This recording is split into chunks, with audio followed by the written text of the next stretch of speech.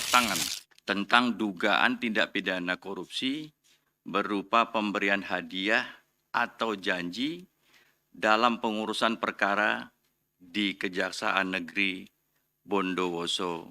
Yang pertama, PJ, Kepala Kejaksaan Negeri Bondowoso. Kemudian kedua, AKDS, Kepala Seksi Tindak Pidana Khusus Kejaksaan Negeri Bondowoso.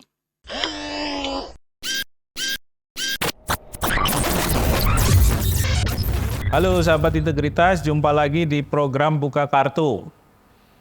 Korupsi aparat penegak hukum. Nah, ini tema kita hari ini karena kita baru mendapatkan kabar ya, update dari KPK soal OTT yang mereka lakukan di Bondowoso. Kejaksaan Negeri Bondowoso, Kasipitsusnya juga ditangkap ya oleh KPK diduga memainkan perkara. Mereka menerima suap dari penanganan perkara yang sedang ditangani oleh pihak kejaksaan. Setelahnya ada suami istri jaksa polisi ya juga diproses secara hukum, dijadikan tersangka karena menerima suap dalam penanganan perkara narkoba. Nah, ini adalah fenomena yang masih terus kita lihat, masih terus kita saksikan, dan ini akan kita diskusikan. Mengapa ini terus terjadi? Ada masalah apa kita? Bagaimana reformasi hukum ya, terutama di lembaga penegak hukum selama ini dilakukan? Kira-kira apa yang kurang? Ya, kita akan bahas dengan Emerson Yunto dari Visi Integritas. Tapi sebelum itu, tolong subscribe bagi yang belum, kemudian klik tombol lonceng, like, dan juga berikan komentar. Karena nanti akan kita respon apapun yang menjadi concern sahabat integritas. Son? Ya. Penegak hukum ditangkap karena memainkan hukum. Fenomena baru, fenomena lama sudah biasa, atau memang sesuatu yang selama ini sepertinya tertutup ya, tapi kemudian pelan-pelan muncul lagi karena ada upaya-upaya hukum tertentu yang dilakukan oleh penegak hukum juga sebenarnya. Ya, ini bukan hal yang baru ya kalau kita lihat dari beberapa kasus-kasus korupsi dalam proses penegakan hukum ya. Bahkan yang paling juga kita katakan miris di internal KPK sendiri yang menurut kita ini lembaga yang secara integritas tidak perlu dilakukan, itu pernah juga tersandung dalam beberapa kasus korupsi yang melibatkan penyidiknya ya.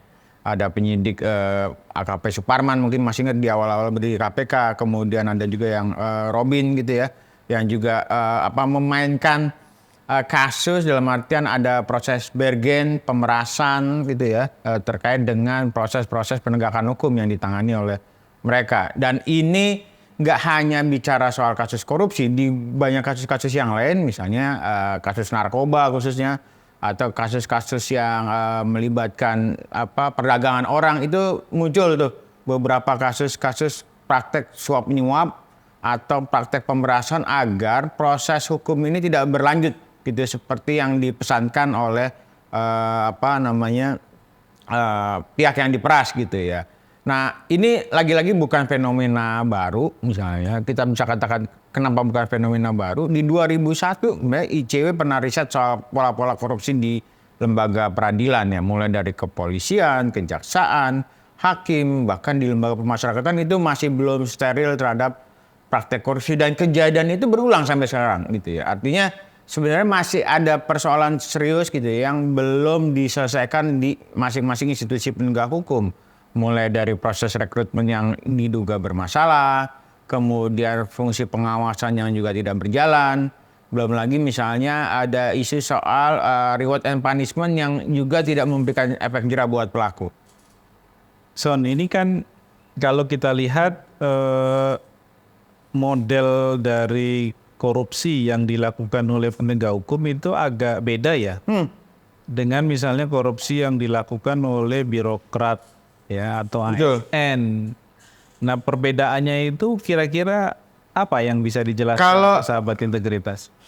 Yang membedakan begini, kalau korupsi-korupsi pada umumnya itu kan korupsi karena menyebabkan kerugian keuangan negara ya. Misalnya dana APBD, dana perjalanan dinas itu dikorupsi dan sebagainya. Kalau yang dilakukan oleh mereka nih aparat penegak hukum itu ada transaksional, sifatnya transaksional, bicara soal proses penegakan hukum mau jadi saksi atau meningkatkan sebagai tersangka gitu. Itu ada proses juga. Ada misalnya ada yang lain barang buktinya mau 10 kilo atau hitungannya gram, misalnya kasus narkoba. Nah ini bisa diperdagangkan, ditransaksionalkan. Jadi atau mau pakai pasal ini atau pasal ini.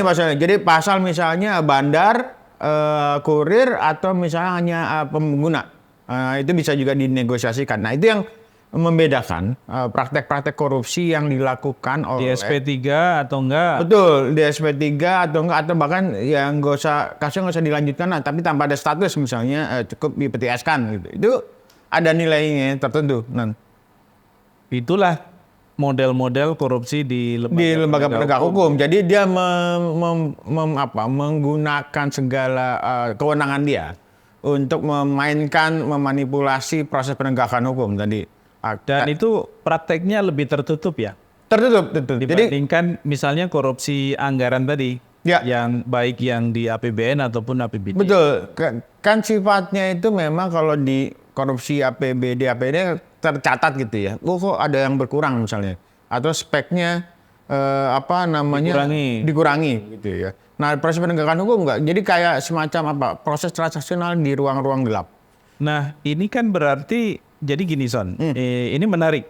Kalau di penggunaan APBN atau APBD itu level auditnya itu kan ada dua. Satu yang internal, itu ada inspektorat. Ya betul. Kemudian yang eksternal itu BPK. Jadi mereka di cross check terus. Ya.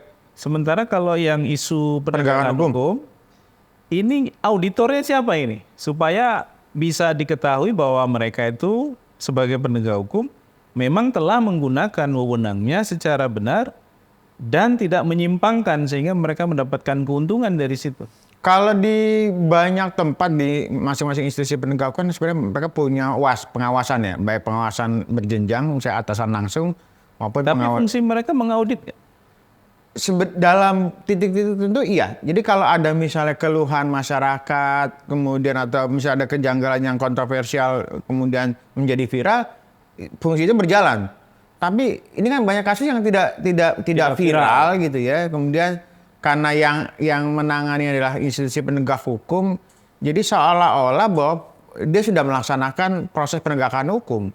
Nah, padahal kalau kita coba belajeti lagi misalnya di beberapa kasus itu seringkali begini. Ada mungkin 10 tersangka, tapi yang hanya diproses 5. 5 lain dianggap sebagai ATM disebut-sebut ya. Jadi diperas di setiap saat jadi korban pemerasan. Atau barang buktinya dicuri sebagian. Betul.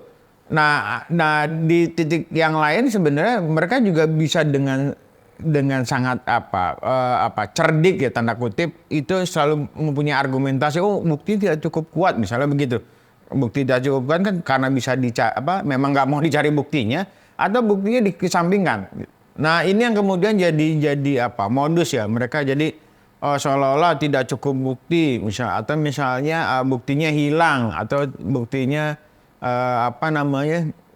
tidak ditemukan gitu ya. Nah ini yang kemudian bisa dilakukan seringkali dilakukan oleh oknum-oknum gitu ya, mulai dari kejadiannya tidak hanya jaksa ya.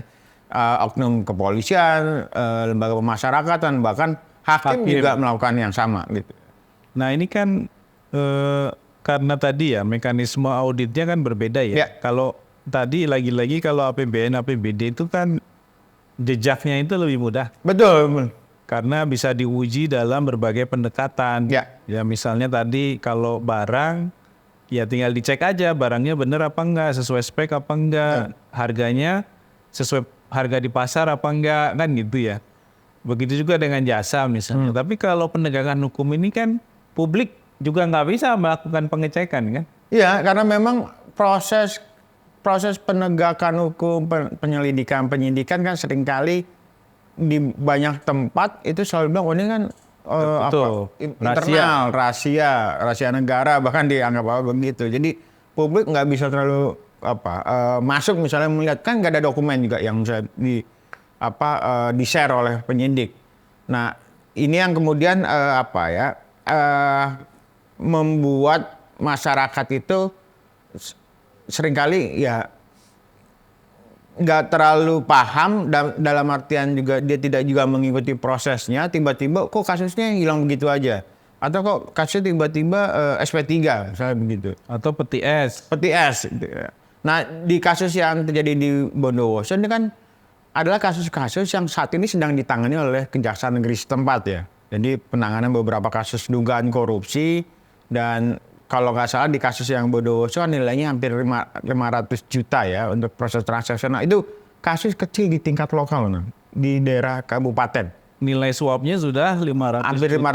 500 juta gitu. Bagaimana kalau kasus di tingkat nasional gitu ya, atau bertingkat di tingkat provinsi kemudian di tingkat nasional.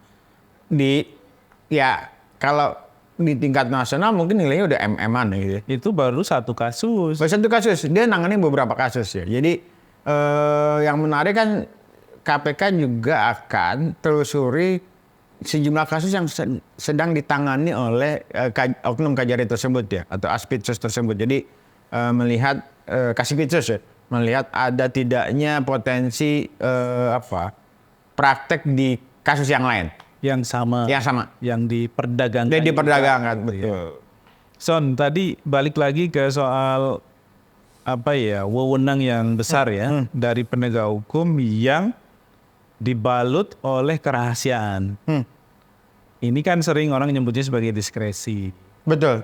Dan sifatnya subjektif. Dan sifatnya juga dikembalikan ke penegak hukum untuk memutuskan ditahan apa enggak, Ya. jadi tersangka Atau apa tidak. enggak, naik status apa enggak, ya yang macam-macam itulah. Nah, bagaimana memastikan diskresinya itu menjadi terbatas dan akuntabel kalaupun digunakan? Sebenarnya ada ruang-ruang yang diberikan di undang-undang ya, misalnya soal pra-peradilan. Sebenarnya misalnya kok dihentikan kasus juga sebenarnya bisa dimungkinkan untuk melakukan dihentikan kemudian ditahan atau tidak ditahan, itu dimungkinkan juga untuk dibuka ruang. Jadi ujiannya ada di situ sebenarnya. Nah, cuman kan lagi-lagi tidak banyak orang yang memanfaatkan. Masyarakat bisa nggak mengakses buktinya misalnya? Nah, itu yang kemudian menjadi masalah. Biasanya kan pihak yang melakukan protes itu kan adalah pihak-pihak yang misalnya terkait dengan pelaku ya, atau si korban ya. Jadi kalau korban secara masyarakat ini sebenarnya bisa dilakukan dulu. ICW pernah mempersoalkan juga SP3 kasus korupsi. Cuma lagi-lagi BLBI ya? dulu teks mako. Teks mako. Ada teks mako, seingat saya teks mako ya waktu itu. Nah, cuman memang kemudian dipersoalkan apa legal standingnya gitu ya soalnya. Jadi kasusnya kemudian kita dimentahkan, ICW waktu itu pra-peradilan ditolak dan kasusnya tetap di SP3. Nah, sebenarnya masyarakat bisa lakukan itu, cuma lagi-lagi tergantung dari hakimnya mau terima atau enggak gitu. Tadi tantangannya kan legal standingnya dipertanyakan. Betul. Kedua, kalau bicara pra-peradilan itu kan isunya ada kesalahan prosedural Iya. gitu ya, yang dilakukan dalam proses penegakan hukum. Nah, untuk menguji dan membuktikan adanya kesalahan prosedural itu kan si pengaju atau pemohon juga harus punya bukti-bukti kan, Nah, sebagai bukti awal gitu. problemnya di situ, nggak semua orang pegang bukti dan kemudian penegak hukum selalu mengesampingkan setiap Bahkan permintaan. dokumen SP3 aja kadang-kadang kita nggak Betul, bisa itu nggak dapat. Jadi seolah-olah bahwa ini terkait dengan isu soal keterbukaan informasi ya, dibilang bahwa hal-hal yang terkait dengan proses penegakan hukum itu dikecualikan sebagai informasi publik. Jadi permintaan dan sebagainya bisa jadi itu akan ditolak tuh. Ini kita ngomong soal tadi ya, dirimu kan sudah nyebut soal beberapa isu terkait dengan masalah yang ada di sektor hukum. Mulai soal SDM, rekrutmennya, apalagi tadi? Pengawasan. Pengawasannya, Real time punishment ya. ya soal mekanisme sanksi, ya bagi yang melanggar. Ini kan ya list panjang yang sepertinya kok nggak bisa dibereskan nih sampai hari ini. Dirimu ngelihatnya apakah progresnya nampak jelas dan prospektif gitu ya dari sisi membangun hukum yang berkeadilan, membangun hukum yang berintegritas, atau akan terus menjadi faktor beban bagi misalnya indeks persepsi korupsi Indonesia, karena itu kan yang juga menjadi salah satu isu utama ya, kenapa IPK kita itu anjlok, mulai dari masalah hukum dan politiknya gitu. Ya, ini yang juga jadi concern kami ya. Bagaimana misalnya proses-proses rekrutmen, promosi mutasi itu tidak melihat soal rekam jejak. Jadi progresivitas dari penegak hukum sendiri itu jadi pertanyaan bagi kita. Kemudian yang kedua soal komitmen anti korupsi mereka ya. Jadi kalau ada kasus-kasus begini, sikap mereka seperti apa itu bisa dilihat. Nah, yang menarik misalnya di kasus yang Kejaksaan Negeri di Bondowoso, kasus yang muncul di sana, itu Jaksa Agung sudah mengambil sikap harusnya dipecat. Nah, pertanyaannya adalah hanya sekedar dicopot dari jabatannya atau juga dicopot sebagai jaksa. Nah, ini kan dua hal yang berbeda ya, sanksi yang berbeda. Kalau menurut kami pribadi harusnya dalam kondisi sekarang itu harus keras gitu. Ketika ada OTT udah berhentikan sama sekali. Jadi diberhentikan sebagai jabatan strukturalnya, kemudian diberhentikan sebagai jaksa. Untuk sementara setidaknya. Setidaknya begitu. Kalaupun dia komplain atau apa kan ada mekanisme banding tuh. Nah, ini yang kita lihat. Jadi sikap yang agak lunak itu yang terjadi di internal penegak hukum sendiri itu memberikan pengaruh bagi akan munculnya kasus-kasus serupa tuh. Jadi kan kalaupun ini mungkin hanya apes, kalaupun ini hanya di banyak tempat kan misalnya kita pernah ada kasus yang ada bahkan sudah divonis bersalah, dihukum masih bisa kembali lagi ke institusi terima gaji, bahkan ada yang bahkan termasuk terima gaji, bahkan yang ekstrim itu kembali berdinas, itu ada juga kasus-kasusnya. Jadi kalau nggak diramein publik, nggak jadi viral, ya ini akan jadi apa ya? Jadi presiden tuh bahwa dianggap bukan masalah serius di internal penegak hukum. Nah, ini kan artinya secara kelembagaan penegak hukum itu memiliki kemampuan yang terbatas ya untuk mereformasi dirinya. Sehingga ya kasus-kasus seperti Bondowoso ataupun di tempat lain itu mungkin cuma menunggu waktu saja. Ya, ada yang bilang itu nunggu apesnya aja. Nunggu apesnya aja. Nah, ini yang kemudian harusnya hal-hal ini yang jadi momentum untuk perbaikan pembenahannya. Jadi memastikan bagaimana ke depan itu tidak terjadi lagi kejadian yang serupa. Misalnya selain memperkuat fungsi pengawasan, ya harus juga diuji lagi soal misalnya predikat-predikat yang mereka sebenarnya punya semua ada wilayah bebas korupsi, wilayah bersih, birokrasi melayani dan sebagainya, yang sebenarnya notabene harusnya dengan adanya predikat-predikat itu kan kemudian kejadian-kejadian misalnya penegak hukum bermain-main dalam kasus harusnya berkurang. Nah, ini masih muncul gitu. Jadi jangan sampai kesan di publik adalah ini sekedar upaya pencitraan aja. Jadi sekedar dapat simbol, dapat predikat seremonial, zona-zona integritas, tapi aslinya memang tidak berintegritas. Kalau kita masih cukup meragukan ya upaya internal bagi pihak penegak hukum untuk membenahi dirinya sendiri, ini kan berarti harus ada fungsi pengawas eksternalnya. Ya. Nah, kira-kira usulan kita apa ini, Son? Supaya ya paling tidak menutup sebagian celah dari diskresi tadi yang sangat kuat. Ya, memang harus ada upaya serius pembenahan soal pengawasan baik internal eksternal. Artinya apa? Di kejadian ini kan harusnya membuka mata mereka untuk melakukan evaluasi tuh. Internal ini seperti apa? Atau ada sistem yang kemudian dianggap jadi peluang untuk misalnya nakal tapi tidak diproses secara hukum misalnya. Nah, di sisi yang lain fungsi eksternal itu sebenarnya juga harus diperkuat. Hampir semua institusi itu punya fungsi pengawasan eksternal ya. Polisi ada Kompolnas, Kejaksaan ada Komisi Pengawas Kejaksaan, kemudian juga hakim ada Komisi Yudisial gitu ya. Kemudian KPK juga ada Dewas sebenarnya. Nah, ini yang kemudian kita lihat itu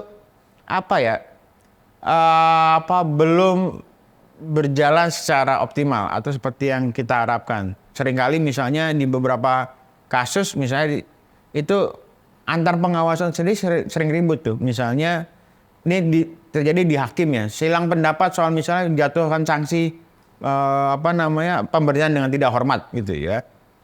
Ada yang bisa terima, ada yang nggak bisa terima gitu ya. Kemudian di komisi kejaksaan itu bahkan tidak terdengar fungsi pengawasannya seperti apa gitu.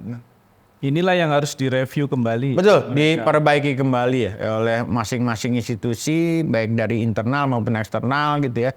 Kenapa ini terjadi, kemudian bagaimana ke depan kasus ini tidak boleh terulang kembali. Oke, Son. Siap. Terima kasih untuk insight-nya, sahabat integritas. Korupsi di lembaga penegak hukum masih ada, masih terjadi. Mungkin juga ini adalah fenomena gunung es ya, fenomena puncak gunung es di mana di dalamnya sebenarnya juga masih banyak persoalan yang kita tidak tahu ya, karena tadi salah satu faktornya mengingat kerja-kerja penegakan hukum itu kan kerja-kerja senyap, kerja-kerja yang tertutup, tapi wewenangnya besar sekali. Mereka punya diskresi kuat, dan disinilah peluang untuk penyalahgunaan itu terjadi. Di reformasi hukum adalah kuncinya, memperkuat lembaga eksternal itu juga adalah keharusan, dan mungkin ini adalah salah satu hal yang bisa membuat penegak hukum kita dan penegakan hukumnya itu lebih berintegritas. Demikian sahabat integritas, program Buka Kartu kali ini. Kita jumpa lagi di lain kesempatan. Sampai jumpa.